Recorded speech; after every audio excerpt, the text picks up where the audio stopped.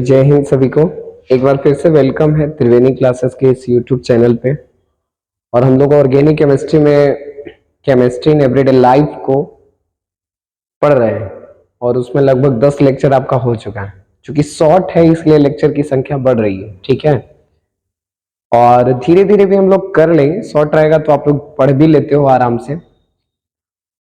तो देखो, पिछले लेक्चर में हम लोगों ने डिस्कस किया था किसके बारे में। तो डिस्कस हम लोग किए थे कृत्रिम मधुरक के बारे में। और कृत्रिम मधुरक आपको मैंने बताया था कि एक है सैक्रीन, जिसका मिठास चीनी के मिठास से 550 गुना ज्यादा है। दूसरा है एलिटेम, जिसका मिठास चीनी के मिठास से 2000 गुना ज्यादा है। और तीसरा है आपका एस्पार्टेम, जिसका मिठास चीनी के मिठास से 100 गुना ज्यादा है। और चौथा है सोडियम साइक्लोमेट, जिसका मिठास चीनी के मिठास से 300 गुना ज्यादा है। और पांचवा है सुक्रालोस, जिसका मिठास चीनी के मिठास से 600 गुना ज्यादा है। तो हम लोगों ने पूरा डिस्कस कर लिया था कृत्रिम मधुरक के बारे में। और चलिए आज जो हम लोग करेंगे वो लास्ट पार्ट होगा इसका, ठीक है। तो इसके हम लोग लास्ट पार्ट के बारे में डिस्कस करेंगे। और वो पार्ट कौन सा है वो थोड़ा हम लोग समझने की कोशिश करते हैं। पार्ट 3,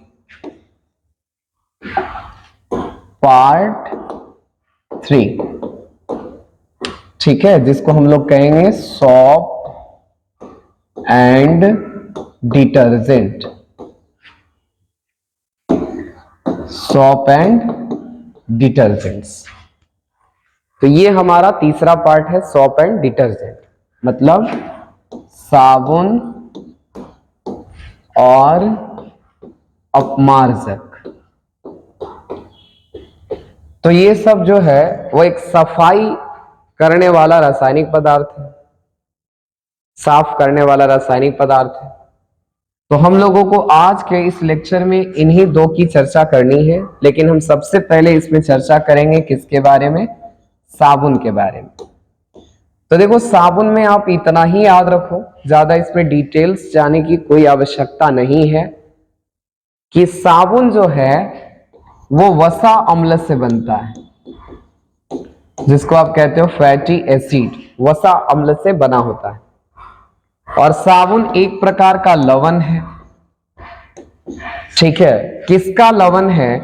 तो या तो सोडियम का लवण है और या तो पोटेशियम का लवण। तो साबुन जो होता है, पहली चीज वसा अम्ल से बना होता है। और साबुन क्या है? तो एक लवण है। किसका लवण है? सोडियम और पोटेशियम का।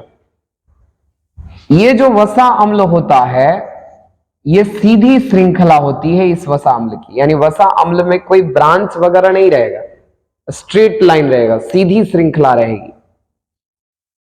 तो जो वसा अम्ल है वह कैसी श्रृंखला होती है? इसकी सीधी श्रृंखला होती है। सीधी श्रृंखला का मतलब कोई बीच में ब्रांच नहीं है।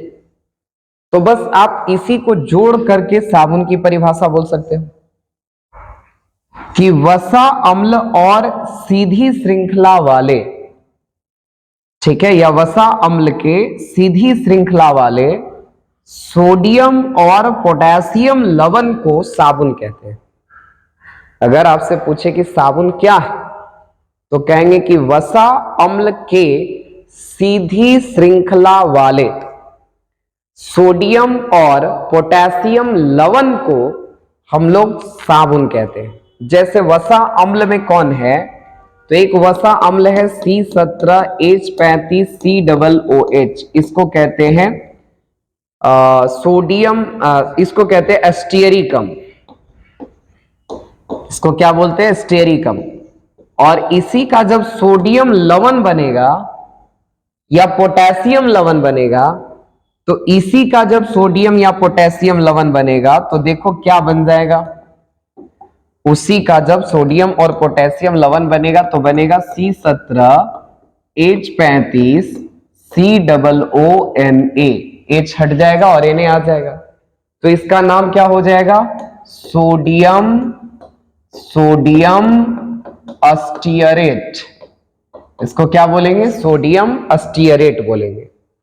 और ये जो बना यही हमारा सॉप है, यही हमारा साबुन। दूसरा अगर मान लो ऐसे कोई दे दिया C17H35 COO के, क्योंकि सिर्फ सोडियम ही नहीं, पोटेशियम लवण भी हो सकता है, तो इसका क्या नाम हो जाएगा? पोटेशियम, ठीक है, पोटेशियम अस्टियरेट, इसको कहते हैं पोटेशियम अस्टियरेट। तो भाई साहब थोड़ा समझने की कोशिश कीजिए, साबुन जो है वो एक लवण है किसका? सोडियम और पोटेशियम का, और बना किससे होता है? तो वसा अम्ल से, जिसकी श्रृंखला सीधी होती। तो मैंने डिफाइन किया कि वसा अम्ल के सीधी श्रृंखला वाले सोडियम और पोटेशियम लवण को साबुन कहते हैं, जैसे सोडियम अस्टियरेट, पोटेशियम अस्टियरेट। अब सवाल ये है कि सोडियम लवण बनेगा और ये बना पोटेशियम लवण, तो दोनों में फर्क क्या है? क्या दोनों सेम है या दोनों अलग है?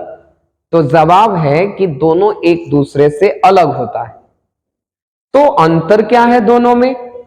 तो कार्बोक्सिलिक अम्ल के या वसा अम्ल के, आप वसा अम्ल को कार्बोक्सिलिक अम्ल बोल सकते हो, तो वसा अम्ल का जो सोडियम लवण होता है इसको हम लोग कहते हैं कठोर साबुन। तो वसा अम्ल का जो सोडियम लवण होता है उसको क्या कहते हैं? कठोर साबुन। आपसे पूछ भी सकता है कि वसा अम्ल के सीधी श्रृंखला वाले सोडियम लवण को कौन सा साबुन कहेंगे? कठोर साबुन, हार्ड सॉल्ट। और वसा अम्ल के पोटेशियम लवण को हम लोग कहते हैं मुलायम साबुन कहते हैं, ठीक है, मतलब सॉफ्ट सॉफ्ट कहा जा सकता है इसको। अब दोनों का यूज अलग अलग है या दोनों का यूज एक ही जगह पे करेंगे? नहीं, आप सोच के देखो कि हार्ड सॉप है, कठोर साबुन, तो क्या इसका इस्तेमाल कहां किया जा सकता है? कपड़ा धोने में या नहाने में? आप सोचो, हार्ड सॉप है, क्या उसका इस्तेमाल नहाने में किया जा सकता है? बिल्कुल नहीं। तो इसका इस्तेमाल किया जाता है कपड़ा धोने में। तो कठोर साबुन का इस्तेमाल कहां करते हैं? कपड़ा धोने में। और बताओ मुलायम साबुन है तो इसका इस्तेमाल कहां किया जाएगा? स्नान करने में। तो कठोर साबुन और मुलायम साबुन में क्या डिफरेंस हो गया?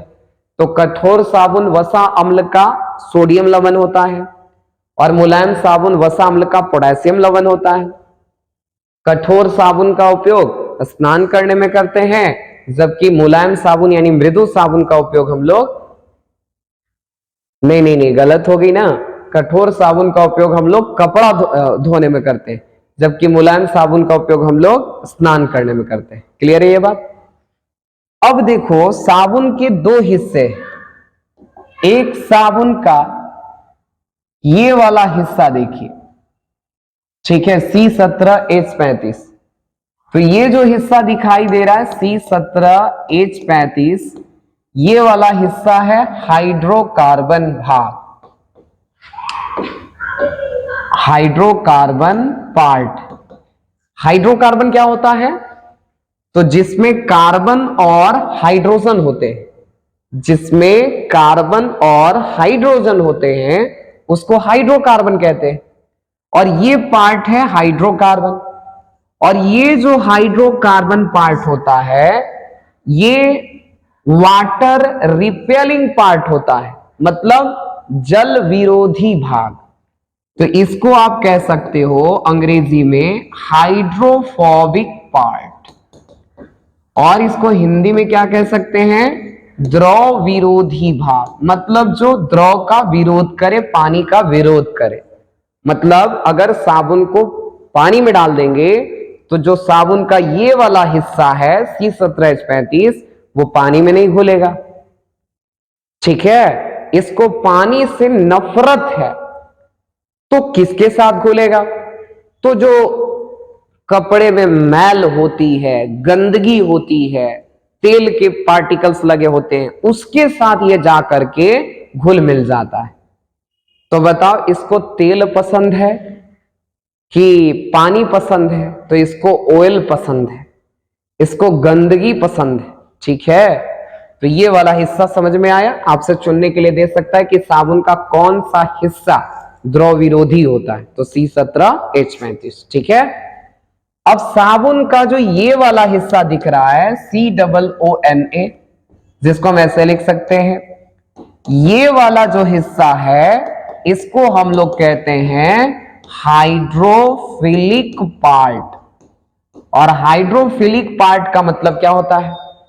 हाइड्रोफिलिक पार्ट का मतलब होता है, ठीक है, द्रव स्नेही, द्रव स्नेही भाग, जिसको द्रव से प्यार हो, मोहब्बत हो, ठीक है, जिसको पानी से, जल से प्यार होता है, मोहब्बत होता है, वही होता है द्रव स्नेही भाग। तो बताओ इसको मैल पसंद है या जल पसंद है? जल पसंद है। और इसको मैल पसंद है। तो एक पानी में जाके घुलेगा तो एक ऑयल के साथ आके चिपक जाएगा। तो क्या आप ये बात क्लियर हो गया कि साबुन का कौन सा हिस्सा द्रव विरोधी होता है और कौन सा हिस्सा द्रव स्नेही होता है? चलिए, अच्छी बात है। अब सवाल है साबुनीकरण की, कि साबुनीकरण किसको कहते हैं। अब थोड़ा सा हम लोग समझने की कोशिश करेंगे। आपसे अगर ये सवाल पूछे कि व्हाट इज सैपोनिफिकेशन, साबुनीकरण, ठीक है, तो अगला क्वेश्चन है कि साबुनीकरण किसको कहते हैं, जिसको अंग्रेजी में कहते हैं सैपोनिफिकेशन। तो देखो सैपोनिफिकेशन क्या होता है। पहली चीज है साबुन बनाने की प्रक्रिया है, यानी इसके द्वारा साबुन बनाया जा सकता है। तो पहली चीज साबुनीकरण जो है वो एक साबुन बनाने की विधि है, साबुन बनाने की प्रक्रिया है। और इसके लिए कौन कौन से पदार्थ चाहिए? तो सबसे पहले चाहिए फैट यानी वसा। दूसरा क्या चाहिए? सोडियम हाइड्रोक्साइड चाहिए। तीसरा क्या चाहिए? साधारण नमक चाहिए, NaCl। तो ये तीन सामग्री हमें चाहिए कच्चे पदार्थ के रूप में जो साबुन बनाना है। तो पहला वसा अम्ल, दूसरा सोडियम हाइड्रोक्साइड और तीसरा साधारण नमक। अब सवाल यह है कि साबुन बनता कैसे है। तो देखो साबुन कैसे बनता है। तो जब आप वसा अम्ल को, किसको, तो यहां से देख लो, तो जब लिख रहा है साबुनीकरण क्या है या साबुन का निर्माण कैसे होता है, तो लिख रहा है कि जब वनस्पति तेल, यहां से अगर आप देखोगे तो लिख रहा है वनस्पति तेल या वसा को, फैट को किसके साथ मिलाना है? कॉस्टिक सोडा के साथ। कॉस्टिक सोडा का मतलब NaOH के साथ। तो यहां पे रहेगा कौन सा? तो वसा अम्ल कोई रहेगा, वसा या वनस्पति तेल रहेगा, और उसको किसके साथ मिला देना है? कॉस्टिक सोडा के साथ, मतलब NaOH के साथ, ठीक है। उपस्थिति किसकी रहती है? साधारण नमक की। मैंने बताया था तीनों का उपस्थिति किसकी रहेगी? साधारण नमक की। और जब आप इसको गर्म करोगे तो आपको क्या प्राप्त हो जाएगा? साबुन प्राप्त हो जाता है, ठीक है, सॉप मिल जाता है। और साबुन बनाने की इसी विधि को, प्रक्रिया को साबुनीकरण कहते हैं। तो पहले आप दिमाग में साबुनीकरण की परिभाषा लो। तो कहना है कि जब वनस्पति तेल या वसा को कॉस्टिक सोडा के साथ साधारण नमक की उपस्थिति में जब हम गर्म करते हैं तो हमें साबुन प्राप्त हो जाता है। और साबुन बनाने की इस विधि को, इस प्रक्रिया को हम लोग साबुनीकरण कहते हैं, सैपोनिफिकेशन कहते हैं। अब थोड़ी सी बात समझिए कि साबुन बनाने के लिए रिएक्शन कैसे देना है, इक्वेशन कैसे देना है, उसको समझो। और अगर आ गए बात समझ में तो ठीक है, एग्जाम में आप लिख देना साबुनीकरण किसको कहते हैं लिख करके, और इक्वेशन बनाना पड़ेगा। देखो वसा अम्ल क्या होता है? तो CH2O, C double bond O, C17H35, ये थोड़ा याद रखना होगा। फिर CHO, C double bond O, C17H35, फिर होता है CH2, ठीक है, O, C double bond O, C17H35। आप देखो इसको कहते हैं वसा, ये है पूरा फैट, ठीक है। इसको आप चाहो तो एक शॉर्ट फॉर्म में लिख सकते हो। देखो C17H35 C डबल O है कि नहीं है? C17H35 C डबल O है, फिर है C17H35COO, फिर है C17H35COO। कितने हैं? तो C17 मैं इसको थोड़ा अलग करके आपको दिखा दूं तो C17H35COO कितने हैं बताओ। C17H35COO कै गो था? 3 गो था, तो होल 3 कर दिए C17H35 के। देखिए एक यहां था C17H35COO, C17H35COO, C17H35COO, 3 था तो होल 3 कर दिए। होल 3 किसका करना है? सिर्फ C17H35COO का होल 3 कर दिया। क्लियर है ये बात? ओके। अब देखो 1 2 3, 3 कार्बन इधर है और 2 2 4 और 1 5, 5 गो हाइड्रोजन है, तो 3 carbon 5 hydrogen, 3 carbon 5 hydrogen, 3 carbon 5 hydrogen. ठीक है, तो C17H35COO का होल 3 और C3H5, इसी को मैंने शॉर्ट में लिख दिया, यही क्या है? वसा। तो वसा का यहां पर मैंने पूरा स्ट्रक्चर दे दिया है, और आप चाहो तो ऐसे भी लिख सकते हो C17H35COO का होल 3 और C3H5। क्लियर है ये बात? अब इसका रिएक्शन किसके साथ कराना है? तो इसका रिएक्शन कराना है किसके साथ? तो कॉस्टिक सोडा के साथ। और हम यहां पर लेते हैं कॉस्टिक सोडा के 3 मॉलिक्यूल्स। क्यों लेते हैं 3 मॉलिक्यूल्स? क्योंकि देखो ये माइनस होता है, ये माइनस होता है, ये माइनस होता है, ये तीनों पर माइनस माइनस माइनस है। तो कितने माइनस है? 3 माइनस। 3 माइनस को हटाने के लिए 3 प्लस चाहिए, और यहां पर देखो Na प्लस है और OH माइनस है, तो कितने Na प्लस है? 3 Na प्लस। तो देखो एक Na प्लस यहां के बॉन्ड को तोड़ेगा, फिर एक यहां के बॉन्ड को तोड़ेगा और एक यहां के बॉन्ड को तोड़ेगा। तो बताओ यहां O minus O minus O minus के पास कौन आएगा? क्या OH माइनस आएगा? माइनस के पास माइनस थोड़े जाएगा, माइनस के पास क्या जाएगा? प्लस। तो बताओ हमारा क्या हो जाएगा? हमारा हो जाएगा C17H35COO और यहां पर लग जाएगा Na। तो बताओ एक मिलेगा C17H35COO और उसके साथ क्या आ जाएगा? Na। यहां से भी मिलेगा C17H35COO Na और यहां से भी मिलेगा C17H35COO Na। कै गो मिलेगा ऐसा ऐसा? तो 1 2 3, 3 गो मिलेगा, तो मैंने लिख दिया 3। और साथ में क्या मिलेगा? तो देखो साथ में क्या मिलेगा? CH2 CH CH2, तो मैंने लिख दिया, एक तो मिल गया ये, और एक मिलेगा CH2। देख लो आप, CH2 फिर CH फिर CH2, तो लिख दिया CH और फिर लिख दिया CH2। ठीक है, थोड़ा सा इसको मैं स्पेस बना के लिख दो। तो देखो मैं, या आप डायरेक्ट सोचो, उतना करने की जरूरत नहीं है। कितने कार्बन है? 1 2 3। डायरेक्ट भी सोच सकते हैं, इनडायरेक्ट भी सोच सकते हैं। तो बताओ हमारे पास था CH2, फिर था CH और फिर था CH2। ठीक है ना, यही है ना? देखो CH2 CH CH2, आपके पास कितने OH बच चुके हैं? 3 OH है, तीनों OH जा करके इसी से जुड़ जाता है। ठीक है, तीनों OH इसी से जुड़ गया। क्या आप इसको शॉर्ट में लिखना चाहते हो तो शॉर्ट में क्या लिखोगे? तो कार्बन 3 है तो लिख दिया C3, हाइड्रोजन है 2 2 4 और 1 5, तो लिख दिया H5, और OH 3 गो है तो लिख दिया होल 3। तो C3H5OH का होल 3 बनता है, जिसको हम लोग कहते हैं गिल्सरॉल। गिल्सरॉल कहते हैं। और ये जो बना वो क्या बना? साबुन बना। तो साबुन का निर्माण कैसे होता है? तो जब वसा अम्ल को सोडियम हाइड्रोक्साइड के साथ साधारण नमक की उपस्थिति में जब हम गर्म करते हैं तो हमें साबुन प्राप्त हो जाता है, और साबुन बनाने की इस विधि को साबुनीकरण कहते हैं। अब साबुनीकरण कैसे होता है ये आप इस प्रक्रिया से समझ सकते हो कि ये वसा लेना है, फिर 3 गो NaOH ले लेना है, NaCl की उपस्थिति में इसका साबुनीकरण कराएंगे तो मिलेगा C17H35COO Na प्लस में मिलेगा C3H5OH का होल 3, जिसको गिल्सरॉल कहते हैं। ठीक है, अब देखो, अब आपसे एक सवाल इसमें पूछे जाएंगे, वो क्या है? तो साबुन के बारे में एक और बात है। देखिए साबुन जो होता है वो आपका कठोर जल के साथ, जल 2 तरह के होते हैं, ध्यान रखिएगा आप लोग, जल कितने तरह के होते हैं? दो तरह के होते हैं, एक होता है कठोर जल और एक होता है मृदु जल।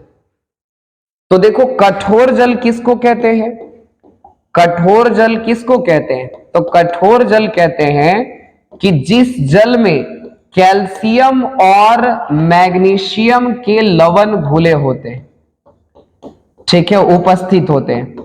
तो जिस जल में कैल्शियम और मैग्नीशियम के लवण उपस्थित होते हैं, जैसे मान लो कैल्शियम क्लोराइड उपस्थित है तो वो कठोर जल होगा, मैग्नीशियम क्लोराइड उपस्थित है, कठोर जल होगा।